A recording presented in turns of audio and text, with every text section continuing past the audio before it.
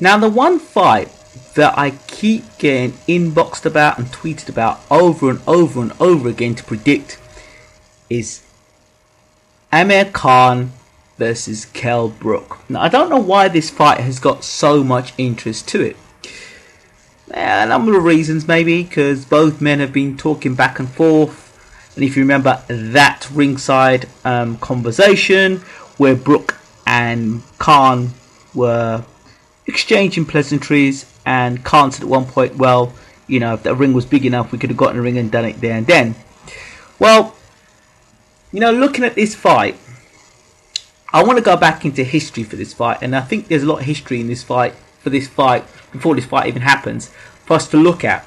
Now, I actually believe Amir Khan when he says he schooled Kell Brook as an amateur. I believe that story, I really do, because if Amir was lying about that story, you can be guaranteed somebody would have come out and said something about it already. Now, I've heard stories about Kell Brook being schooled in the gym.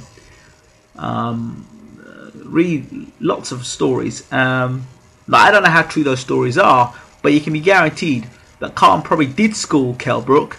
If you look on and see what Khan did as an amateur, and he went on and won Olympic silver medalist, and he only got beat by Kinderland. And let's be honest, Kinderland was no bum. You know, he was a very successful amateur. So let's not take that lightly. What did Kell Brook achieve as an amateur? I'm not so sure if anybody can tell me.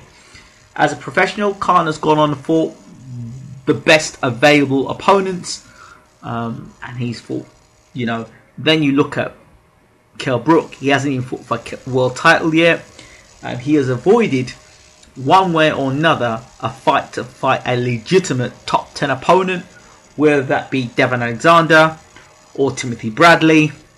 There's been always a way for Kell Brook not to fight for a world title. And the question has to be asked, if Kell Brook is so special, why hasn't he had a world title fight yet, if he's so special? Okay, simple question. There's a guy that, Lomachenko, I believe. He's only had, this is his second pro fight, and he's going to be going and fighting for a world title. They believe Lomachenko is good enough to fight for the world title. So they put him in his second fight. Kell Brook has had more than double the amount of fights as a pro, and they still haven't pushed him on to a world title fight. But anyway, enough of that. When I looked at Brook and I looked at Khan, I saw a complete confidence in Khan. And Khan, and a lot of boxers, I see them do it, where they talk about an opponent or somebody they know as if they know something that the public don't know. And Khan keeps asking the question, who has Kell Brook faced? What decent opposition has Kell Brook faced? He keeps asking the question. He keeps saying, why don't you face Tim Bradley? Why don't you face Devon Alexander? Why don't you face Marcos Maidana? Why don't you face somebody in the top 10 who's decent and then call out my name? Because at least you may talk about my chin, but my chin has been checked by the very best. My chin got checked by the very best. Who's your chin been checked by? Shevchenko? I mean, you know, and Carson Jones. So these are the questions. So people are going to ask, okay, Bayloric, how do you see the fight going? Well, I just look at the history of both men, and you've got to say Khan has got the faster hands, the faster feet, the better combination puncher. Brook, I believe, is a guy who is probably a better counter puncher than Khan. Both guys don't have an inside game, so I expect the fight to be fought from the outside. I believe Brook is the kind of fighter that needs time to set himself to land his punches, whereas Khan, on the other hand, will be in and out throwing fast, flashy combinations. Now, we still don't know really how good Kell Brook's chin is, as a point to say at welterweight how much effect Khan's punches will have on Kell. Okay, we do know that Khan's chin at lightweight and light welterweight has looked very shaky indeed. Well, I wouldn't say very shaky, because he took some hell of a lot of whacks from Maidana, and he is a world-class puncher. Again, Danny Garcia is known as a world-class puncher, and I guess Breeders Prescott was known as a world-class puncher. But then, Kevin Mitchell was able to see him out without him getting knocked out. So there you go. I don't know. And Terence Crawford outboxed and put a boxing lesson on Prescott. So the jury's still out on Prescott, but we know now he's fairly heavy-handed. Now, I think the fight goes this way. I can't see the fight going any differently. If Brook is to win, I believe he wins in the second half of the fight, from 4 rounds onwards.